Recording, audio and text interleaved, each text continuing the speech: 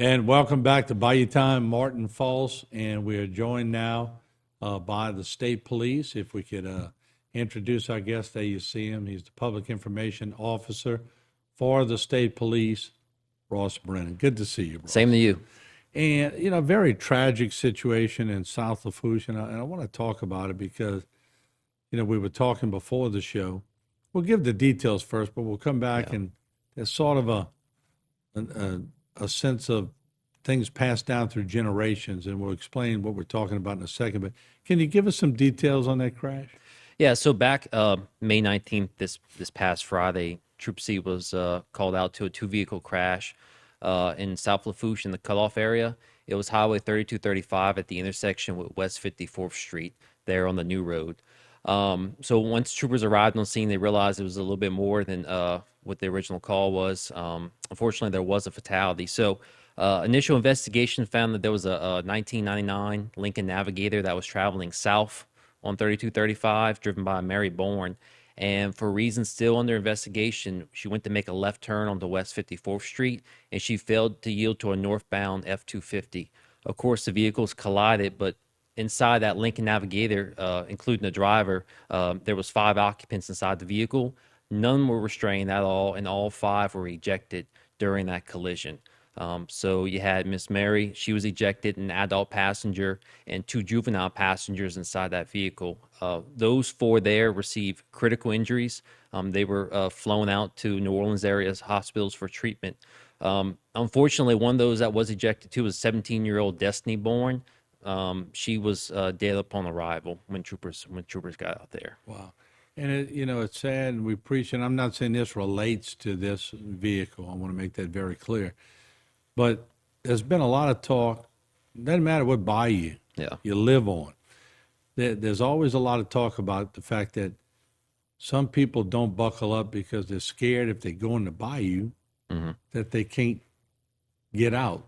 Yeah, I'm sure y'all hear that quite a bit. We do. So we do the Sudden Impact program at South Lafourche High, and we get a lot of students that come in there and say, hey, so-and-so, relative, whatever, they say, oh, don't buckle up because if we go into the bayou, we want to be able to get out. And think about it this way. So I'm sure we've all done a belly flop before, right, into water, and it hurts. And you're not really going that fast, but you can imagine a vehicle going to a bayou, even at 30 miles an hour, that water is going to be like concrete.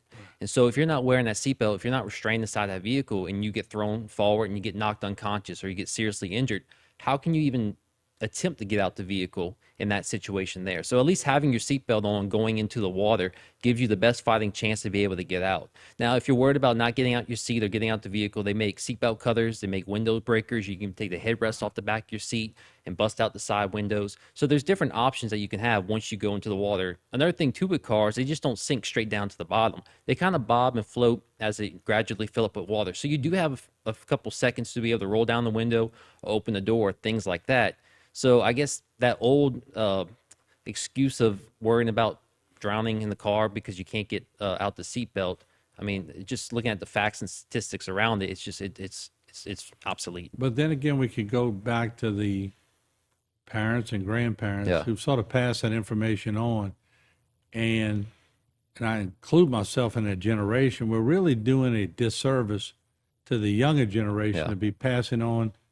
I know we didn't have designated drivers when we were going out and drinking in ballrooms, and I'll be the first to admit it.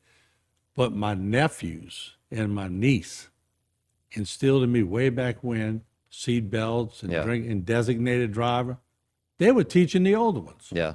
And so if you want your kid to make those right choices behind the wheel, they're going to follow what you do. So if you are a parent or guardian, if you don't wear your seatbelt behind the wheel or drive distracted, drive impaired, 9 times out of 10, they're going to mimic what you do. So if you make those right choices yourself, your children, as they grow up, they're going to follow those same footsteps, right? And even going back to this crash here, the other occupants in the vehicle that the navigator pulled out in front of, they were properly restrained. And so they received moderate injuries. So you have critical injuries, lifelong debilitating if some of them even recover, people who were unrestrained, but the people who were restrained had moderate injuries and they were alert, talking things such as that. So I'm not saying wearing a seatbelt 100% is going to reduce or prevent injuries, but you go from being able to be in the hospital for maybe a few days, getting out, getting on with your life versus potentially losing your life by not wearing a seatbelt. And it gives you a fighting chance for sure. Exactly. And you know, we talk about it. Y'all been going around the schools and doing a great job of educating, and you especially doing a fantastic job of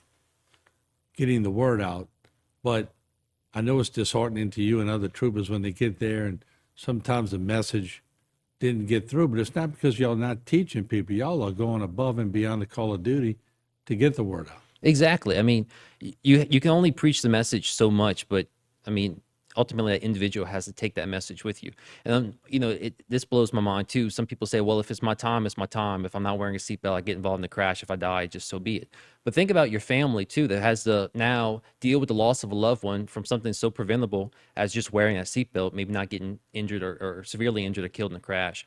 And the community, your family members, your friends, they all have to live with the choice that you made. So if it's not for yourself, at least do it for them, right? That way they don't have to deal with those repercussions of that poor choice. All right, with summer, real quick, like with summer right around the corner, activities are increasing. Yeah. Troopers a little more on the lookout, right? Yeah, it's also click it for ticket. So not only state police, but you got sheriff's office and some police departments too. They're going to be out there looking for unrestrained drivers and also children not in the proper child seat. So there's always that free service at Terrebonne General every Wednesday, 10 to 12. We do free child seat checks. But if you're riding in the car, warn your kids, make sure they're buckled up, and make sure yourself buckled up too. All right. Trooper Brennan, good to see you. Thank you. As always, appreciate the work. Not only you do, but all the troopers and law enforcement. Y'all do a great job. Thank you. Appreciate it. All right. There you have it. We'll take a short break. Don't forget all of our programming on Facebook and YouTube. I know a lot of you look at it that way. Don't matter how you look at it, just look at it. We'll take a break. We'll be right back.